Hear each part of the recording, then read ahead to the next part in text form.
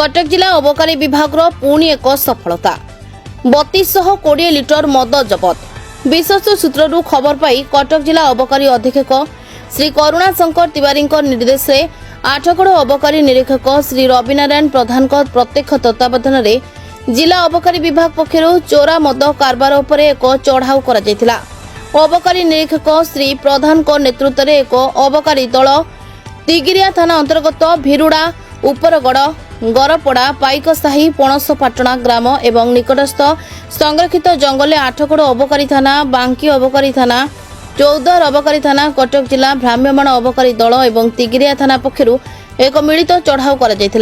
उक्त चढ़ाऊ रे सर्वमोट 3220 लिटर देशी मद सह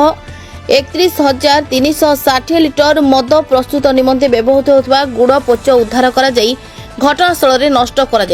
एवं अबकारी आईन अनुଯାयी 6 गोटी मामला रुजु कर